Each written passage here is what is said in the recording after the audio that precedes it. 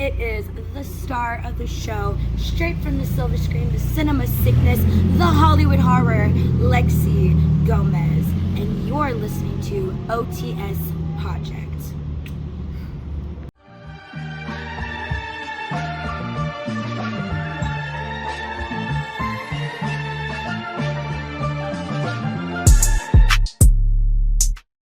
I need the other screw. I forgot the screw on the other side. Screw it. And with that, ladies and gentlemen, That welcome is our intro. to episode 35 of the OTS Project. Today's topic, we are going to talk about our top 5 wrestlers, well, top 5 male wrestlers. Last month, we did our top 5 female wrestlers, and a few months ago, we did our top 5 tag teams. So, there's probably some more variations we could do, but this is like the big one, the top 5 male wrestlers. I was telling you this before, and I feel like it was crazy that we didn't do this already, because I could have sworn we did this already. Yeah, I could have swore we did, but maybe in like another episode we just discussed wrestlers we liked or something. Maybe really quick. it must have been something like that. Because I do feel like we did something like this, but also I can't tell because like through the years I've also done like interviews with friends and things like that where I've talked about my favorite wrestlers. So I've definitely probably done this at some point. Right. So exactly. I'm not sure, but we're doing it for sure today. We're doing it now. So and if we did it before, we're doing it again. Right. So if there is something that we did do this and because we looked through our videos and I'm like, there's not an episode that says top 5 I was like, was male this wrestlers. like episode 1? Right. It's like, I don't even remember. I'm not sure. So if we did do this before and somebody knows, leave it in a comment. But we're sorry if we did this before. But also if we did do it before, it has changed a little bit. I think mine has probably changed. Yeah. Yeah. So we're gonna dive in. I got a good amount of honorable mentions. As do I. As do you. Yeah. You wanna kick us off? I'll kick us off. Yeah. I'll go with my honorable mentions.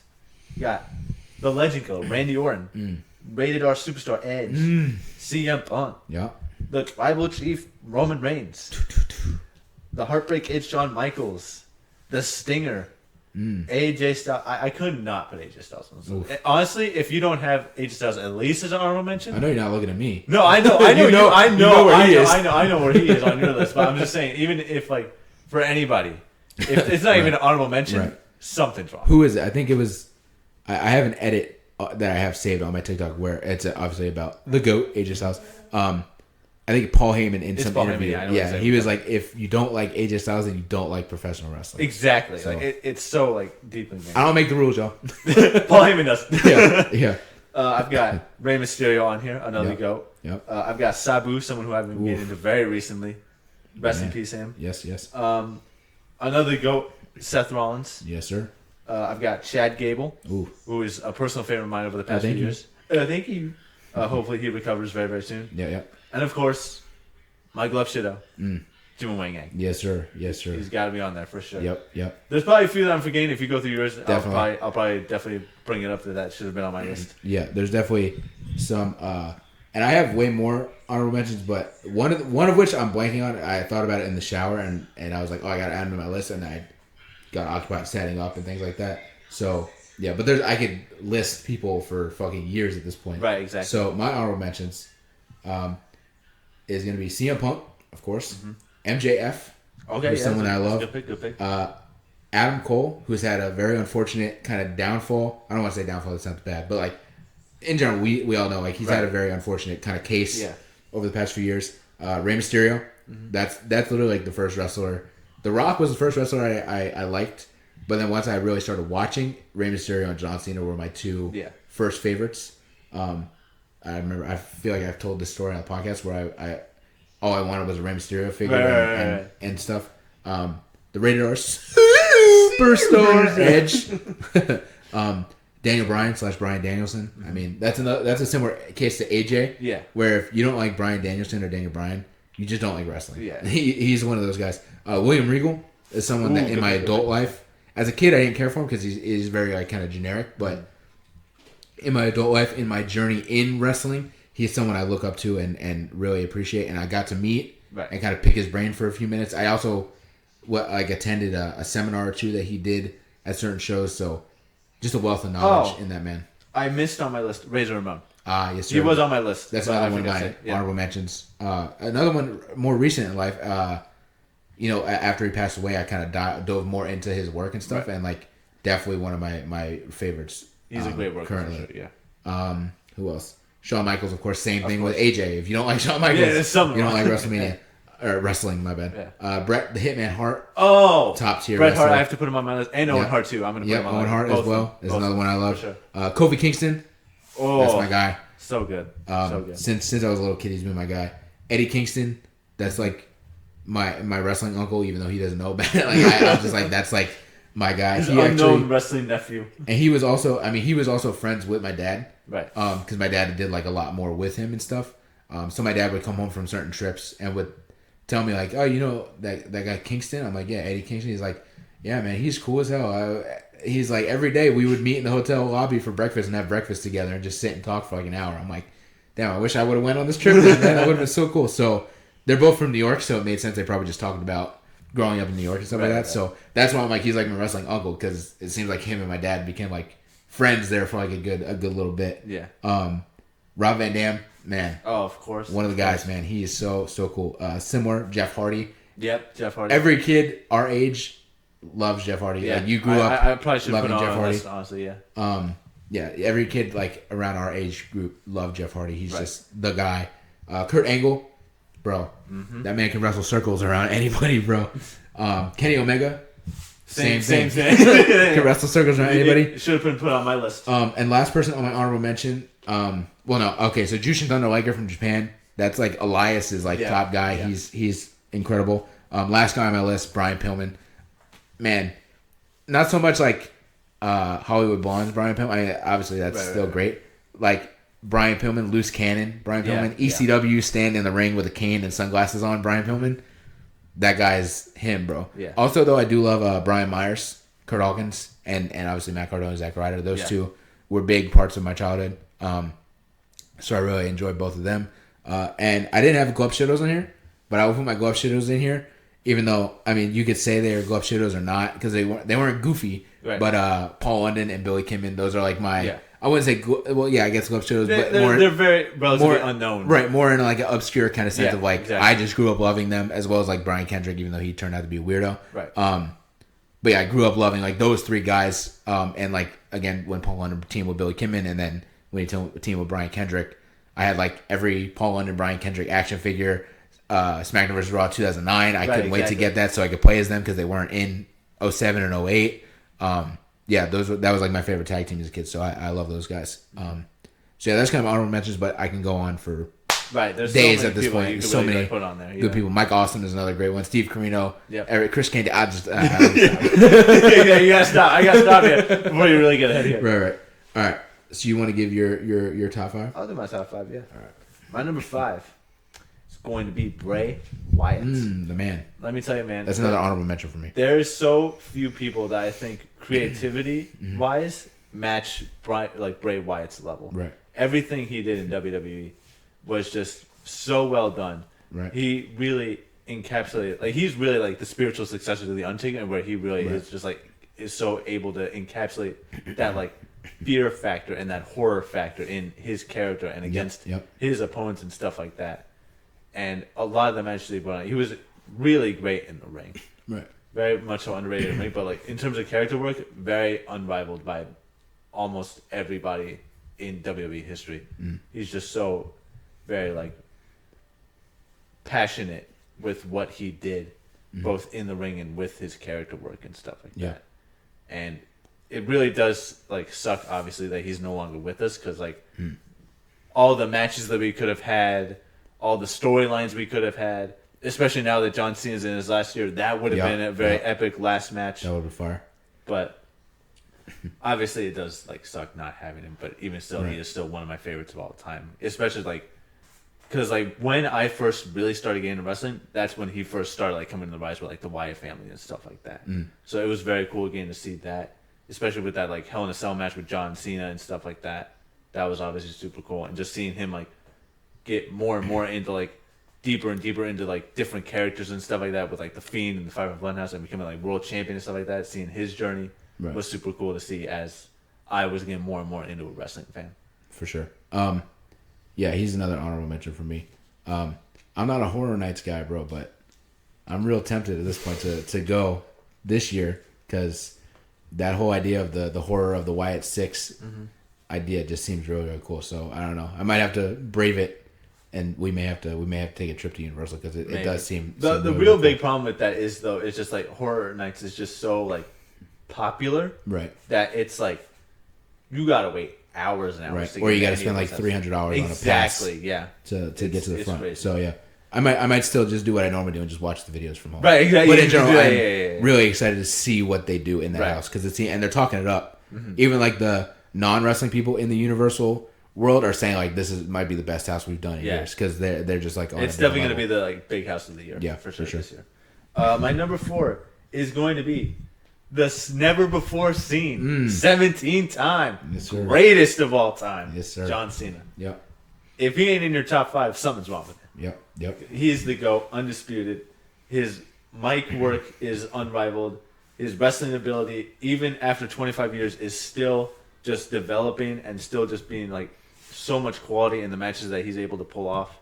Storylines, has so many good storylines. Yep. In my opinion, greatest U.S. champion of all time. That is possibly something that could be up for debate, but I think like even like with like the U.S. Open challenges and stuff like that, that's such an incredible way for a veteran like him to rise up like certain superstars, especially like NXT superstars at the time, like Sami Zayn and Kevin Owens and stuff like that. Really get them into focus. That Kevin Owens feud was fire. That Kevin Owens feud was fire. Probably one of his most underrated feuds, I'd say. The Sami Zayn match was awesome, especially with Sami having like a blown out rotator cuff or something like that. Yeah, exactly. Yep. Especially the funniness of Sami realizing he did that and trying to communicate to Bret Hart that he did it, and Bret Hart just being like, huh, and getting out of the ring instead of like trying to help. Right. But it's like any kid over the past like 2 decades that has gotten into wrestling, that has been like the go-to guy that they attach to. Right. And I mean, he's just done so much incredible like work for the business. Has done so much incredible work for so many people, like rising stars in WWE and stuff like that. Like his contributions to that entire business is really rivaled by like a few people. Right. And so you really just kind of have to recognize and respect the amount of work that he's put into that business. Man. He's the guy. He's the GOAT. Yep. He's my number 4. Yep. My number 3, probably the only other guy that's probably put more work and is more respected in this business is going to be my first ever favorite superstar, The Undertaker. He will forever be in my top 5. He is so goated. He is still helping new people with like LFG come into this business and like teach them how to do this business and stuff like that. He's like he's the locker room leader for so long.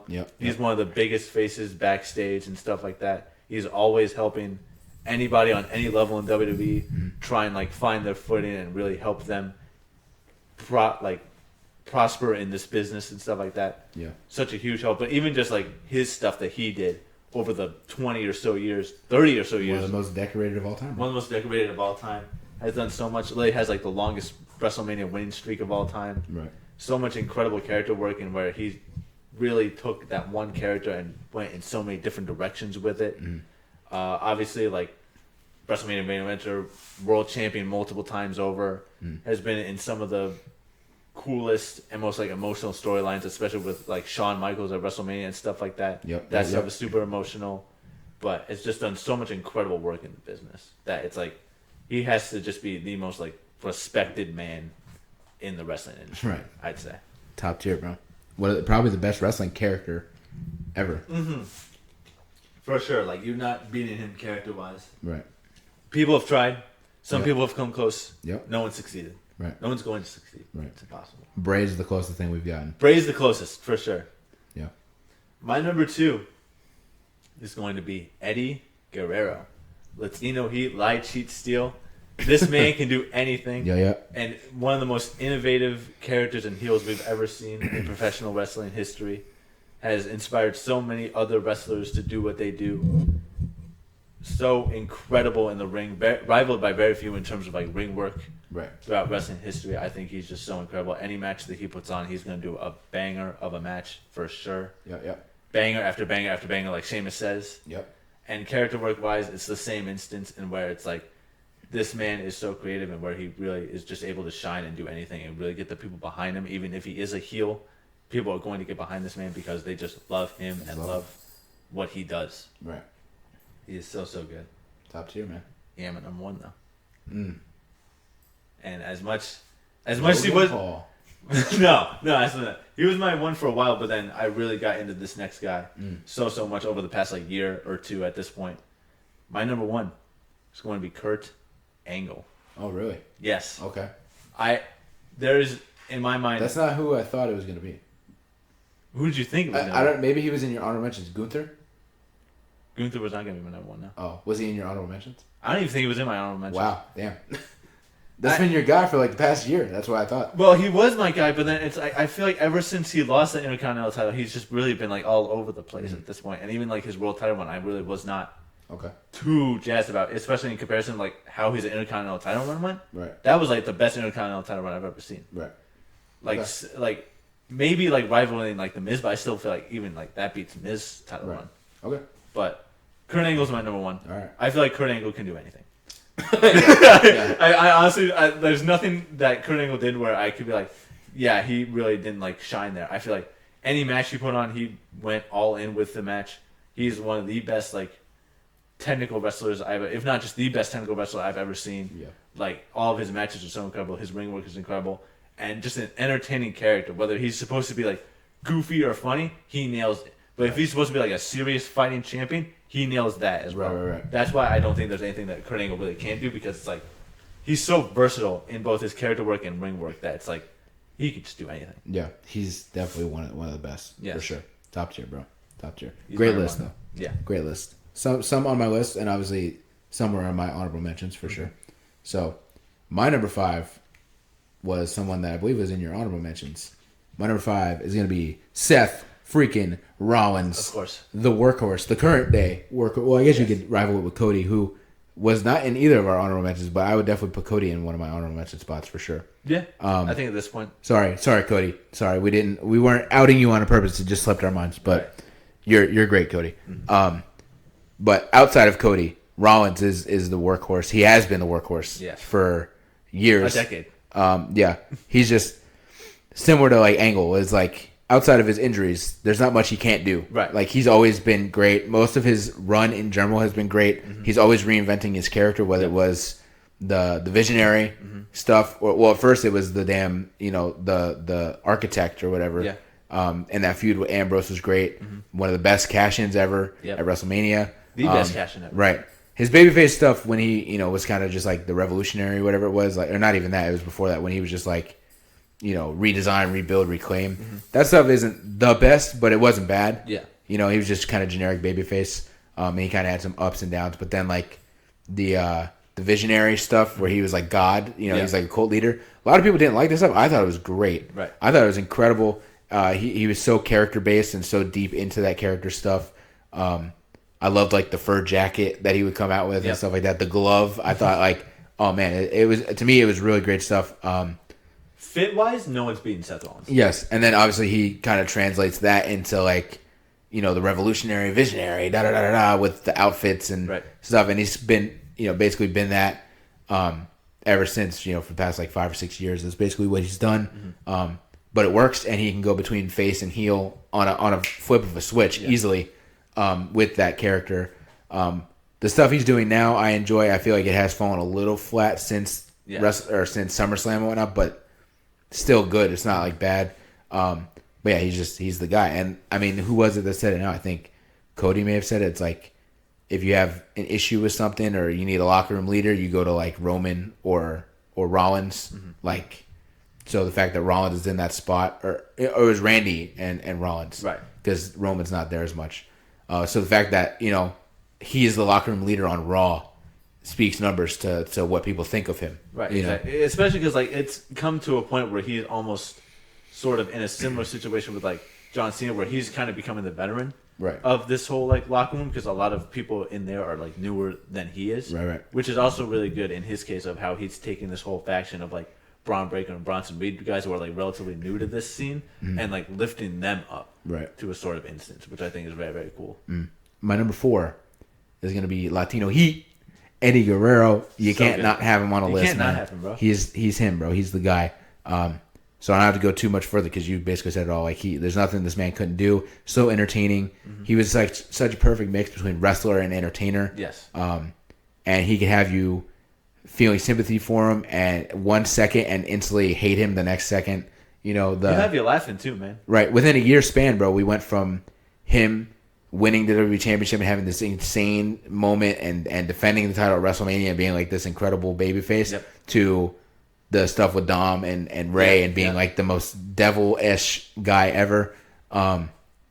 He had so many he had personal vices with alcohol and stuff like that, but it seemed like he was able to get himself back up on his horse, which I did see. I thought it was wild.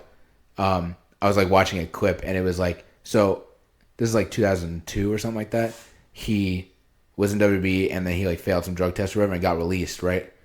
And so he went and was like working in India. So he worked like the first Ring of Honor show in like 2002. Like it was like Rey Mysterio versus Eddie Guerrero versus like AJ Styles or something like that in like the main event of like one of the first ROH shows. But then like shortly after, I think he got like signed again and won the IC title, but he still had like a Ring of Honor show he had to do. Right. So there's actual footage of him with the Oval IC title at a 2002 Ring of Honor show, and it's like that's so cool. Right. Eddie is like the original Forbidden Door, actually, when you think about it. So that's really cool. So yeah, there's just like nothing he can't do. He was so great. I wish he was still here because I'm not sure he'd be still wrestling, but he would still be involved. He would definitely still be. Sure. Especially with like Dominic? Right. Absolutely. He'd either be a coach at the Performance Center or a producer on the road. He would have definitely been involved probably in like the Ray and Dominic feud at some point.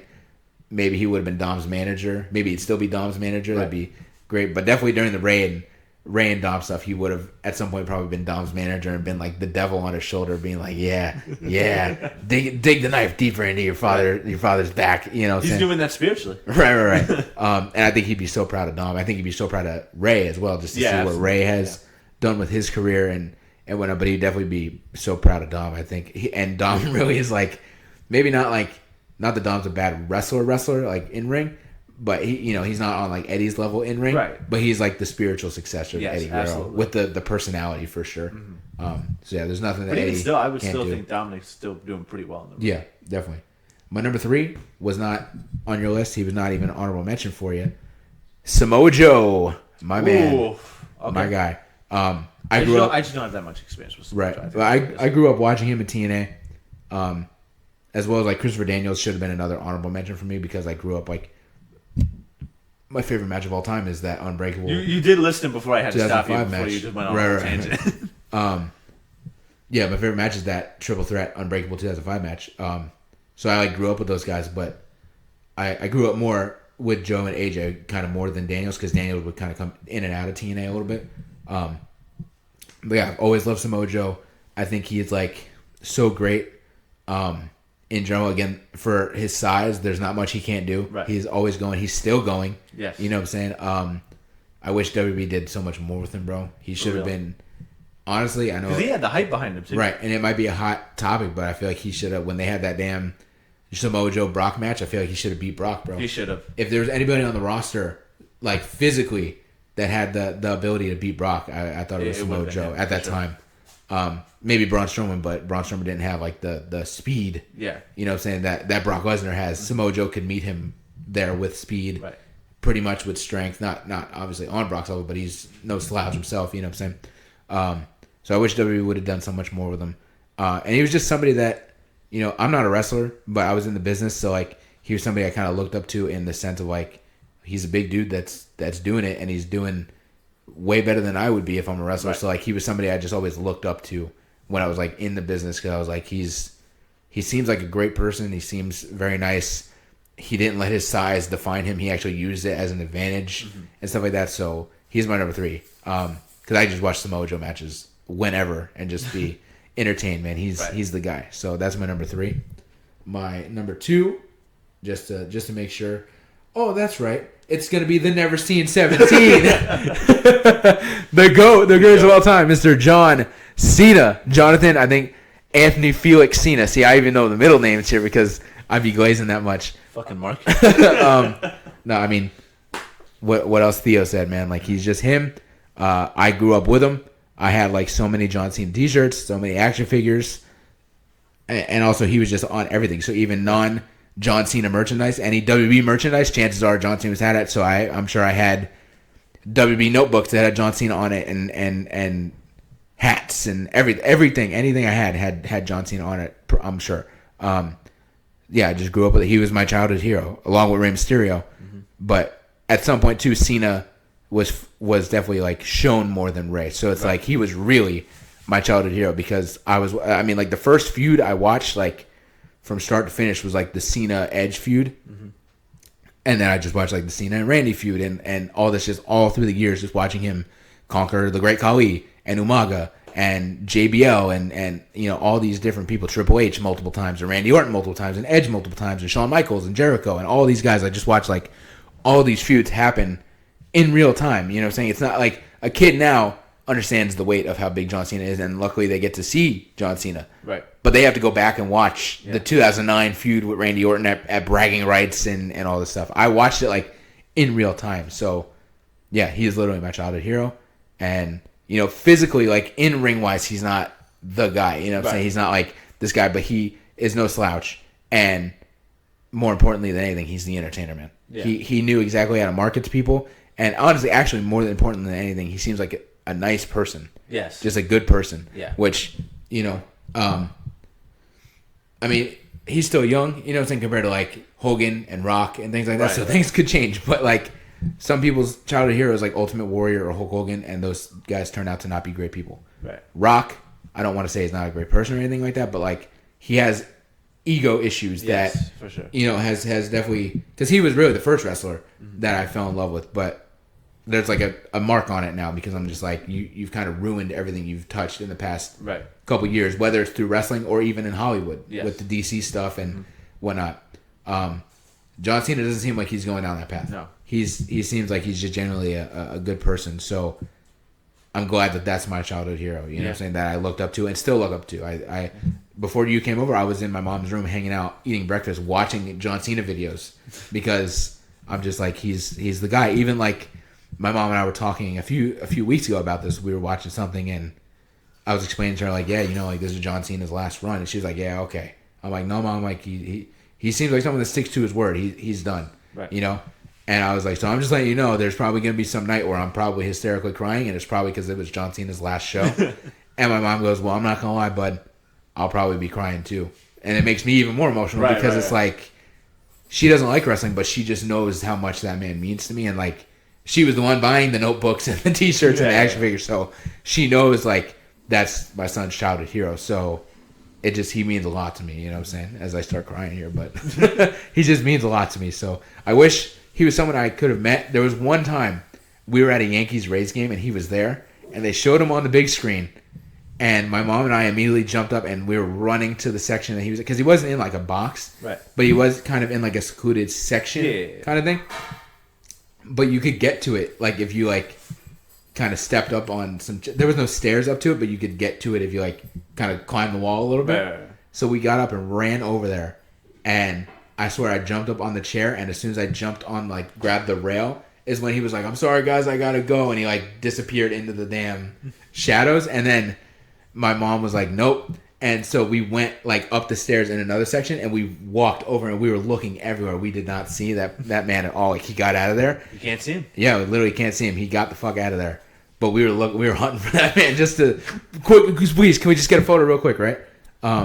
But we couldn't find him. So that was my... So I did see him, and I did, in a way, almost meet him, because I was, like, a foot away from him. Right. And so I saw him, but I didn't get to actually meet him or take a photo. So that's one person I wish I could meet. Honestly, that's somebody that would be on my list of, like, if there's one person you could sit down and have dinner with, who would it be? It's, like, Michael Jackson or John Cena. Right. Like, those are the two.